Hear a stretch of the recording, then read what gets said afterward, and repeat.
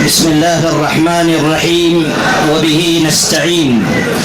والصلاة والسلام على سيدنا محمد أشرف شمس الهداية واليقين.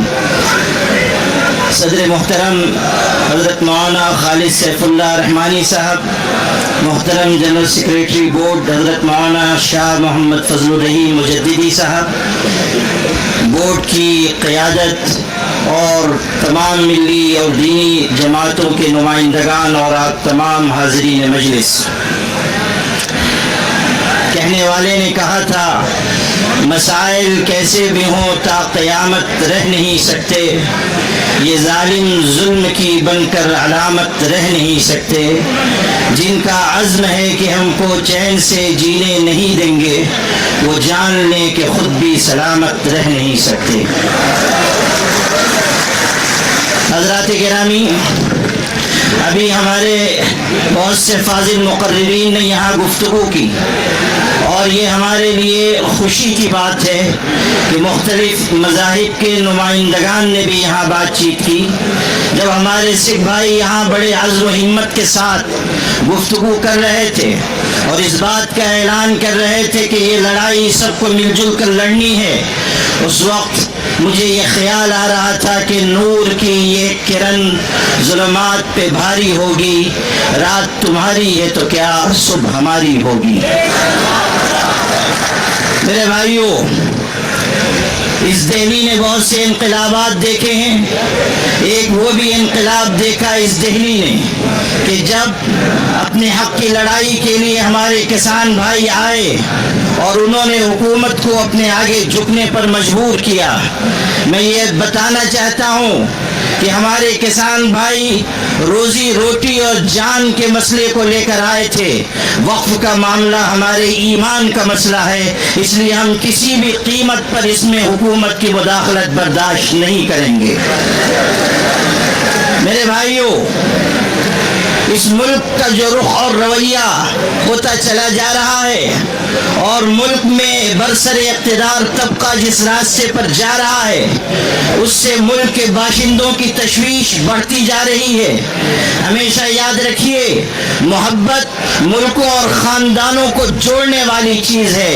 اور نفرت ملکوں اور خاندانوں کو توڑنے والی چیز ہے۔ نفرت کے راستے پر جو لوگ چل رہے ہیں اور ملک کو چلانا چاہتے ہیں وہ جان لیں کہ اس میں ملک کی سالمیت اور بقا نہیں ہے۔ اگر ملک باقی رہے گا تو محبت کے ساتھ اور ایک دوسرے کی مدد اور تعاون کے ساتھ باقی رہے گا۔ یہی پیغام آل انڈیا مسلم پرسنل لا بورڈ کا ہے کہ ہم سب اس ملک میں متحد ہو کر محبتوں کے ساتھ جیتے رہیں۔ ہمیں اس بات کی، ہمارے لیے یہ بات نہایت افسوسناک ہے کہ جوائنٹ پارلیمانی کمیٹی نے وہ رویہ اپنایا جو دوہرا رویہ کہا جا سکتا ہے، اور جے پی سی کے چیئرمین نے جس طرح کا بیان چند دن پہلے دیا ہے اس نے یہ واضح کر دیا کہ وہ امینڈمنٹ بل میں ترمیمات کے لیے سنجیدہ نہیں ہے بلکہ وہ کسی مخصوص ایجنڈے کے اوپر کام کر رہے ہیں۔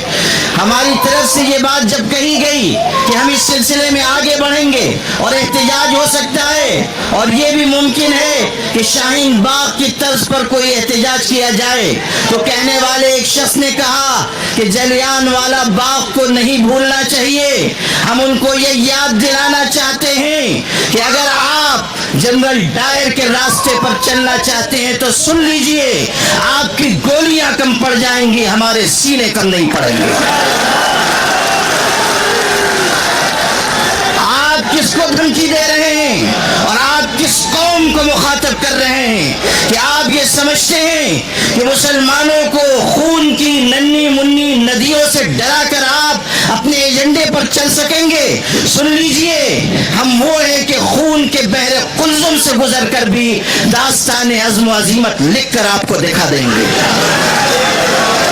میرے بھائیوں، آج یہ بات کی جا رہی ہے کہ ہم جلیان والا باغ بنا دیں گے۔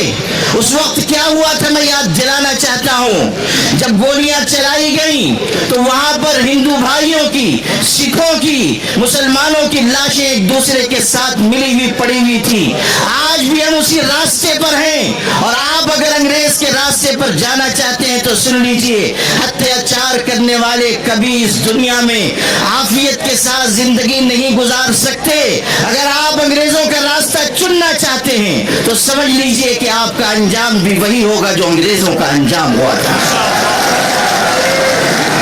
All India Muslim personal law board इस मुल्क के मुसलमानों का सबसे मुत्तहिदा और मुश्तरका प्लेटफॉर्म है।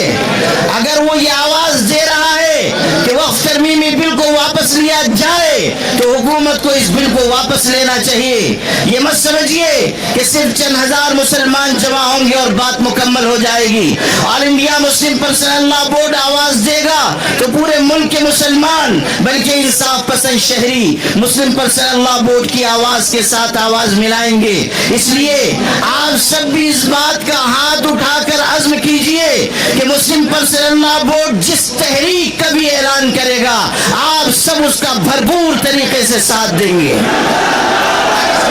आप इस रोजे की हालत में इस बात का अज़्म कीजिए कि हम इंशाअल्लाह अपने हुकूक की जिद्दोजहद आखिरी सांस तक लड़ते रहेंगे, अपने हुकूक की लड़ाई आखिरी सांस तक लड़ते रहेंगे। इस हकीकत को हमेशा याद रखिए कि अपने हुकूक की आवाज जितनी देर से उठाई जाती है उतनी ही ज्यादा कुर्बानियां देनी पड़ती हैं। इसलिए अगर आज हम आए हैं तो अपने अंदर एक कुर्बानी का जज्बा भी पैदा करें और ये पैगाम पूरे मुल्क तक पहुंचाएं कि हमें इस मुल्क को भी बचाना है, इस मुल्क में मोहब्बत के पैगाम को भी आम करना है और सबको साथ लेकर हमें उस सिमत में जाना है जिसमें मुल्क का भी भला हो और हमारी मिल्लत का भी भला हो। आपकी ये क़यादत जो यहाँ मौजूद है, अगर आप इसे बूढ़ी और बुज़दिल क़यादत समझते हैं तो सुन लीजिए, आज ये यहाँ बैठे हुए हैं, लेकिन कल अगर अल्लाह ने ऐसा मौका दिया कि हमें इस लड़ाई को आगे बढ़ाना पड़ा तो आप देखेंगे कि ये क़यादत कलम और कागज छोड़कर हथकड़ियों का भी इस्तेमाल करेगी और अपने सीने खोल देगी और आपकी लड़ाई आखिरी सीढ़ी तक लड़ी जाएगी। इसीलिए मैं ये कहा करता हूँ अपनी क़यादत के बारे में कि ये अलग बात है कि चुपचाप खड़े रहते हैं, फिर भी जो लोग बड़े हैं बड़े रहते हैं। ऐसे दरवेशों से मिलता है हमारा शजरा जिनकी ठोकर में कई ताज पड़े रहते हैं। वाखिर दावाना।